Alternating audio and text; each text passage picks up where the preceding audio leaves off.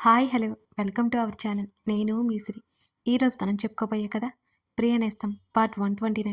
కథలకు వెళ్ళే ముందు వీడియోని లైక్ చేసి హైప్ చేయడం మరవకండి ఫ్రెండ్స్. మల్లిక కారు దిగి పిల్లల కోసం చూస్తూ అప్రయత్నంగా హేమంత్ని చూసింది. హేమంత్ తననే చూస్తూ కనిపించాడు. చప్పున ముఖం పక్కకు తిప్పుకుంది మల్లిక.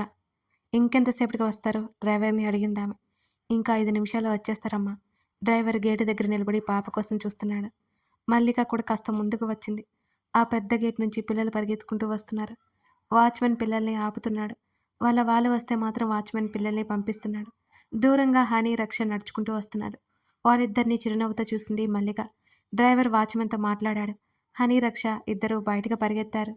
తండ్రి కాస్త దూరంలో ఉండడంతో హనీ తండ్రిని చూడలేదు.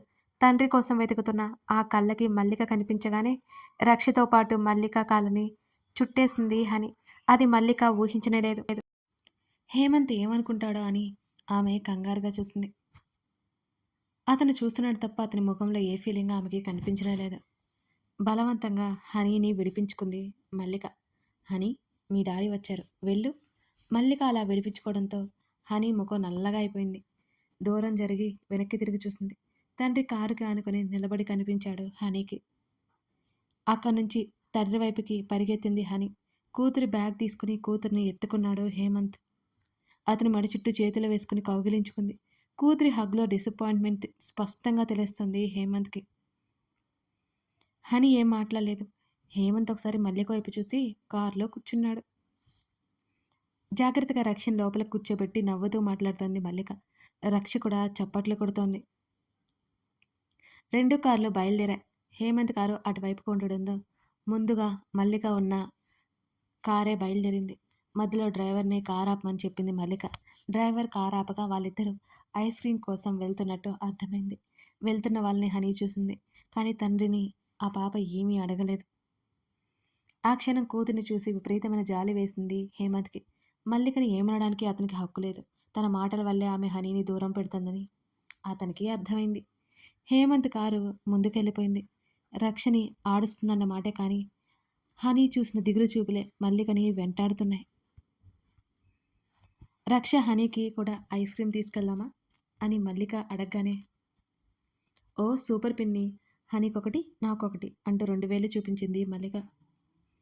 నువ్వు ఆల్రెడీ తినేస్తున్నావుగా అని నవ్వుతూ అడిగింది మల్లిక. అది అయిపోతుంది పిన్ని అని పెదవి విరిచింది రక్ష. సరే నీకొకటి హనీకొకటి అచ్చు రక్షలాగే చెప్పింది మల్లిక. రక్ష హుషారుగా అయిపోయింది. ఇద్దరు బయటకు బయలుదేరారు అక్కడి నుంచి. నేను హనీకి ఇస్తాను. కారు ఇంటి ముందు రాగా ముందే గొడవ మొదలుపెట్టింది రక్ష. సరే చెప్తూనే ఉంది మల్లిక. ఓ పసిప్రేమ దూరంగా ఉంచాలి అంటే ఆ మనసు మరింత కఠినమై ఉండాలి, కాదంటారా? హనీ ఏమైంది, ఎందుకలా ఉన్నావు? హేమంత్ అడుగుతుంటే హనీ సమాధానం చెప్పలేదు. ఏం లేదన్నట్టు అడ్డంగా తల ఊపి, ఆయా డ్రెస్ మార్చు, హోంవర్క్ చేసుకోవాలి అని చాలా అంటే చాలా దిగులుగా చెప్పింది. ఆయా హనీకి బట్టలు మార్చి మొహం కడిగి హాల్లోకి తీసుకొచ్చింది. తలుపు కొట్టిన శబ్దం రావడంతో తల తిప్పి చూశాడు హేమంత్. అతనికి రక్ష కనిపించింది యూనిఫామ్లో. రక్ష కమ్ అంటూ నవ్వుతూ పిలిచాడు హేమంత్. అంత చిన్న పాప తలుపు కొట్టి లోపలికి రావడం అతన్ని ఎంతో ఆశ్చర్యపరిచింది అసలు. మల్లిక బయట గేటు దగ్గరే రక్ష కోసం ఎదురు చూస్తూ ఉంది. ఆమె లోపలికి వెళ్ళాలి అనుకోలేదు, వెళ్ళలేదిగా. ఇంకా యూనిఫామ్ కూడా తీసేలేదేంటి అని హేమంత్ అడుగుతుంటే చేతిలో ఉన్న బాక్స్ ముందు పెట్టి, అంకుల్ ఇది హనీ కోసం తీసుకొచ్చాను అంటూ హనీ వైపు చూసింది హుషారుగా రక్ష. హనీకి కూడా హుషారు వచ్చి దగ్గరకు వచ్చింది. థ్యాంక్ యూ రక్ష పాప అంటూ రక్ష బుగ్గ మీద ముద్దు పెట్టుకుంది హనీ. రక్ష గర్వపడి సిగ్గుపడి నవ్వింది. రక్ష ఆడుకుందాంరా అని హనీ పిలిచింది. రక్ష ముఖం ముడుచుకుని, నేను ఇంకా డ్రెస్ చేంజ్ చేసుకోలేదు, మమ్మీ తిడుతుంది అని చెప్పింది. ఇప్పుడే కదా స్కూల్ నుంచి వచ్చింది, ఏదైనా తిన్నాక ఆడుకోవాలి సరేనా అని హేమంత్ ఇద్దరికీ చెప్పాడు. ఇద్దరూ తలలు ఊపారు సరే అన్నట్టుగా. వెరీ గుడ్ ఇద్దరి తల మీద నిమిరాడు హేమంత్. రక్షకి ఇంకాస్త హ్యాపీగా అనిపించింది. బాయ్ హనీ అని చెప్పి బయటకు పరిగెత్తింది రక్ష. ఆమె వెనకాలే హేమంత్ కూడా వచ్చాడు. గబుక్కున మల్లిక దగ్గరికి పరిగెత్తి మల్లిక చేతిని పట్టుకుంది. మల్లికతో పాటు నడుచుకుంటూ లోపలికి వెళ్ళిపోయింది రక్ష. మల్లిక అతన్ని చూడలేదు. అతను ఆమె వెళ్లే వరకు చూస్తూనే ఉన్నాడు. తన కూతురు హుషారుగా మారిపోవడంతో ఊపిరి పీల్చుకున్నాడు హేమంత్. తనకిది పెద్ద సమస్యలా అనిపిస్తోంది. ఆ అమ్మాయిని ఎందుకు తన కూతురు అంత సొంతంగా అనుకుంటుందో అర్థం కావడం లేదు హేమంత్‌కి. తనకంటే ఎక్కువగా ఫీల్ అవుతుందా ఏంటి? ఆయాతో మాట్లాడుతూ ఐస్ క్రీమ్ తింటున్న కూతుర్ని చూస్తూ ఆలోచిస్తున్నాడు హేమంత్. తండ్రి ఇంకా ఆఫీస్ నుంచి రాలేదని తెలిసి రక్ష నిరుత్సాహపడింది. బుజ్జిబాబు గురించి తండ్రిని ఈరోజు అడగాలని రక్ష గుర్తు చేసుకుంటూనే ఉంది. సాయంత్రానికి అందరూ హాల్లో కూర్చుని ముచ్చట్లు పెడుతూ కలిసి పనులు చేసుకుంటుంటే భలే అనిపించింది ప్రవర్తికకి. పిన్ని, అమ్మ, ఈసారి మీరు నెల రోజులు ఉండాలి ఇక్కడ, గట్టిగా చెప్పింది ప్రవర్తిక. లోహిత దగ్గర ఉంటాం. లేవే, నా దగ్గరుంటే ఏమైంది? అసలే మీకు నాకంటే అన్నయ్య అంటేనే ఇష్టం అని అడిగింది ప్రవర్తిక. ఆ మాటకి ప్రణయ్ నవ్వుతూ చూశాడు వాళ్ళని. అది కాదే, చిన్నబాబు కదా అని నీలిమ చెప్తుంటే, ఎంతైనా ఇది అది నీ ఇల్లని ఫీల్ అవుతూ పోతావమ్మా నువ్వు అని ప్రవర్తిక రోషంగా చూసింది. మరి ఎంతైనా నా కొడుకు కదా, నువ్వు పెళ్లి చేసుకుని వెళ్ళిపోయావు. నీలిమ నిష్ఠూరమాడింది. ఏదో ఒకటి అనడానికి రెడీగా ఉంటావులే నువ్వు అని ప్రవర్తిక విసుక్కుంది తల్లిని. మీ అమ్మ వెళ్తే వెళ్ళని, నేనుంటానులే బుజ్జమ్మ నీతో పాటు అని కామాక్షి చెప్పగానే, నీకు నేనంటేనే ఇష్టం పిన్ని, నాకు తెలుసు అంటూ కామాక్షి భుజం మీద వాలిపోయింది ప్రవర్తిక. అప్పటికప్పుడే ఆమె మాట మార్చడంతో అందరూ నవ్వారు. బాబాకి పాపం బోర్ కొడుతున్నట్టుంది అని శంకరం వైపు చూసింది ప్రవర్తిక. అవునరా, ఇక్కడ అట్లాగే ఉంది. అక్కడ ఏదో ఒక పని ఉంటుంది, ఎక్కడ ఊరికే కూర్చోలేకపోతున్నా అని అన్నాడు శంకరం. ఆయనతో చెప్తాను, రేపు ఆయనతో వెళ్ళండి బాబాయ్, మిమ్మల్ని తిప్పుకొని తీసుకొస్తారు అన్నది ప్రవర్తిక. వద్దురా వద్దు, అల్లుడు గారు పనికి అంతరాయం కలుగుతుంది. నాకేం పర్వాలేదులే, ఇబ్బంది ఏం లేదు ఇక్కడ, ఇక్కడిక్కడే తిరుగుతుంటానులే అని శంకరం అన్నాడు. ప్రణయ్ అలాగే చూస్తుంటే లోహిత కళ్ళెగరేసింది. అతని ఏం లేదన్నట్టు అడ్డంగా తల ఊపాడు. అక్కడ అందరి మనసులు ఎంతో నిర్మలమైనవి అనిపిస్తోంది ప్రణయ్కి. లోహితకి తనకి పెళ్ళి అనుకున్నప్పుడు సీతమ్మ లోహితకి ఎవరూ లేరని తెలిసినా తన తల్లిదండ్రులు కానీ పెద్దమ్మ కానీ నిరభ్యంతరం చెప్పనేలేదు. వాళ్ళని కూడా కలిపేసుకున్నారు తమలో, తమతో పాటు. తన పెదనాన్న ఆ తప్పు చేయకపోతే ఎంత బాగుండేది. తన పెద్దమ్మ లోపల కుమిలిపోయేది కాదు. అర్జున్ కారు ఆగిన చప్పుడు వినిపించింది. బాబు చేతిని పట్టుకుని మాటలు చెప్తున్న రక్ష ఆ సౌండ్కి విని బయటికి పరిగెత్తింది. అతను ఫోన్ కాల్ మాట్లాడుతూ వస్తున్నాడు. అందరూ అతని వైపు ఒకసారి చూశారు. అతను నవ్వు నవ్వి దగ్గరికి వచ్చిన కూతుర్ని ఎత్తుకుని గదిలోకి వెళ్ళాడు. వాళ్ళని మాట్లాడుతూ ఉండమని చెప్పి ప్రవర్తిక కూడా వెనకే వెళ్ళిపోయింది. ఒకప్పుడు కూతురు గురించి ఎంత దిగులు పడిందో నీలిమ, ఆమెకిప్పుడు మరింత నిశ్చింతగా ఉంది. అర్జున్ ఫోన్ కాల్ అయిపోవడం కోసం తెగ ఎదురు చూస్తోంది రక్ష. కూతుర్ని బెడ్ మీద ఫోన్ మాట్లాడడం అయిపోయాక డ్రెస్ చేంజ్ చేసుకోవడానికి వెళ్ళిపోయాడు. గడ్డం కింద 2 చేతులు పెట్టుకుని అలాగే చూస్తూ కూర్చుంటుండగా ప్రవర్తిక లోపల వచ్చింది. అమ్మమ్మ, నీకోసం స్నాక్ చేసింది, వెళ్ళి తినిపో. ప్రవర్తిక చెప్తుంటే తర్వాత తింటాను మమ్మీ అని చెప్పింది. ఆకలేస్తుంది, వెళ్ళు తల్లి, కూతురి గడ్డం పట్టుకుని బుజ్జగించినట్టుగా చెప్పింది ప్రవర్తిక. డాడీ వచ్చాక వెళ్తాను అన్నది రక్ష. కూతురు మొహం చూస్తుంటే ఆమెకేదో అర్థమైంది. ఇప్పుడు తన తండ్రితో ఏదో అడగాలని వచ్చిందన్నమాట అని ప్రవర్తిక నవ్వుకుంది. అర్జున్ బయటికి వచ్చి టవల్తో మొహం తుడుచుకుంటున్నాడు. కాఫీ ఇవ్వనా ప్రవర్తిక అడుగుతుంటే అతను వద్దన్నట్టు తలాడించాడు. కూతురు పక్కన కూర్చుని కూతురు ఒడిలోకి తీసుకున్నాడు. ఆ పక్కనే కూర్చుంది ప్రవర్తిక కూడా. ఏమైంది నా ప్రిన్సెస్కి అర్జున్ అడుగుతూ ఉంటే, డాడీ అంది గారంగా. చెప్పురా బంగారం, బాబును మన ఇంట్లో ఉంచేసుకుందాం డాడీ అని అడిగింది రక్ష. ఉన్నాడుగా మన ఇంట్లోనే, కానీ వాళ్ళు వెళ్ళిపోతారు కదా. నేను విన్నాను అన్నది దిగులుగా. అయితే ఏమైంది, వీకెండ్స్ వెళ్ళి ఆడుకుందాం అని అర్జున్ చెప్తుంటే,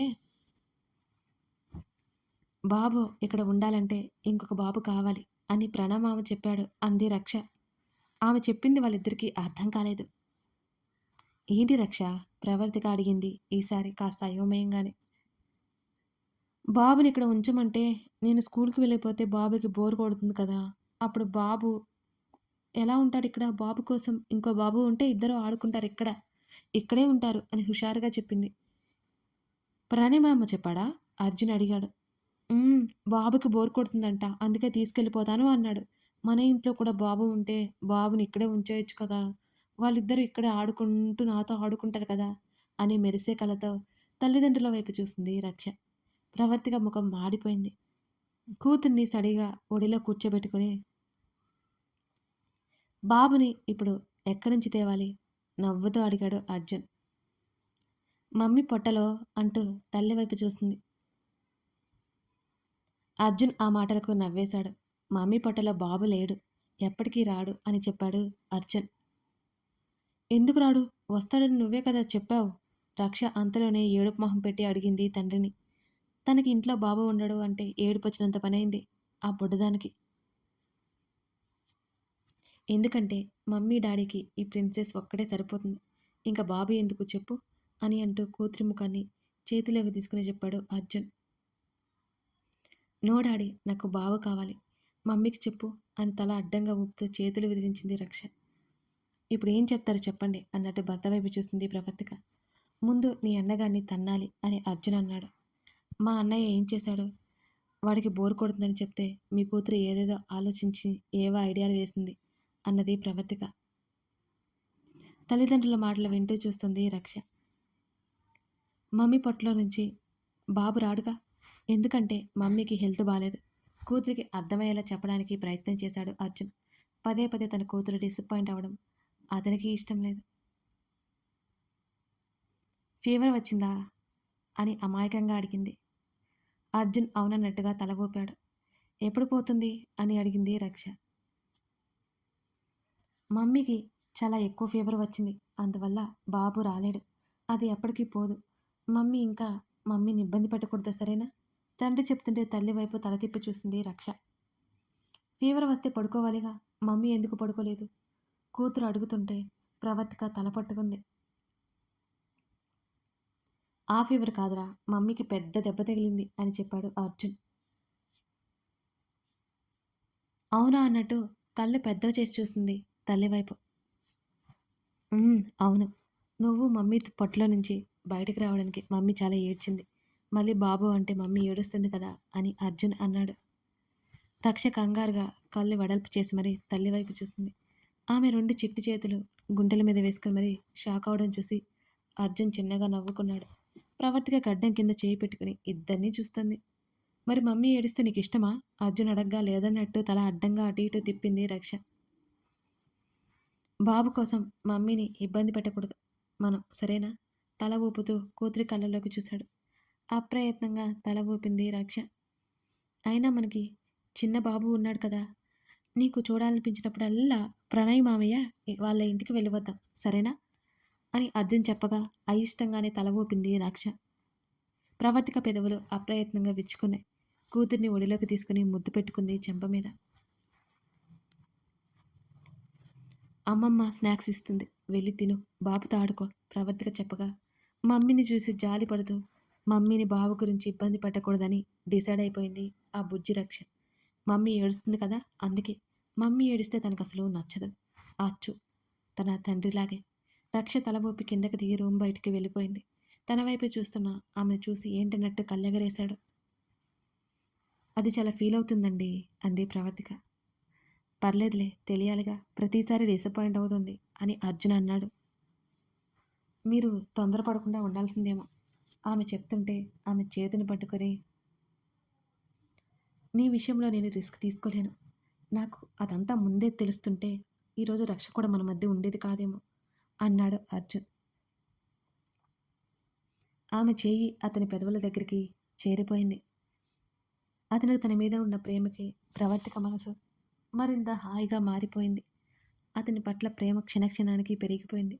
తను అతని జీవితానికి ఎంత ముఖ్యమో అర్థమవుతుంటే ఆమె కనులు తడిదేరబోతుంటే కష్టంగా తమాయించుకుంది ప్రవర్తిక. అతడే భుజాల చుట్టూ ముందు నుంచి వెనక చేతులు పోనిచ్చి అతని భుజం మీద తలవాల్చింది. అదంతా పక్క నుంచి ఆమె కణత మీద అతను ముద్దు పెట్టుకున్నాడు. ఇప్పుడు నువ్వు టాప్ తిప్పకు అని అర్జున్ అన్నాడు. అదేం లేదు, తల ఎత్తి చిరుకోపంగా చూసింది అతని వంక. సరే గాని రక్షకే నా ముద్దులు, నాకు లేవా అని అర్జున్ కళ్ళెగరేశాడు. చాలే, నేను వెళ్ళాలి, మీకు కాఫీ కావాలని అడగడానికి వచ్చాను. ఆమె లేవబోతుంటే ఆమె చుట్టూ చెయ్యేసి అతను ఆపాడు. అప్పుడే కదా వచ్చాను. అప్పుడే వెళ్ళిపోతావా? మీ ధ్యాస మళ్ళినట్టు ఇక్కడ నేను ఉండడం అసలు కరెక్ట్‌గా లేదు. అతని కళ్ళల్లోకి చూస్తూ చెప్పింది ఆమె. ఇప్పుడే హస్బెండ్ వచ్చాడు. కాస్త కంపెనీ ఇద్దామని లేదే? ఆమె మొహాన్ని పక్కకి తిప్పి ఆమె చెంప మీద అతను ముద్దు పెట్టుకుంటూ చెప్పాడు. ఆమె నవ్వుకుంటూ కష్టంగా పెదవులు బిగించింది. ఇంట్లో అందరూ ఉన్నారు. మర్చిపోయారా? ఆమె అతని వైపు తిరగబోతుంటే, గుర్తుంది కానీ నువ్వు కూడా నన్ను గుర్తుపెట్టుకోవాలి అని గుర్తు చేస్తున్నా అని అర్జున్ అన్నాడు. రాత్రంతా గుర్తుపెట్టుకునే కదా ఉన్నాను. ఆ మాట చెప్తుంటే ఆమె చెంపలు ఎర్రబడ్డాయి.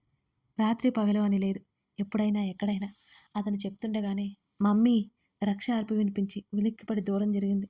అతని వైపు చూసి నవ్వింది. పద అన్నట్టు చూశాడు.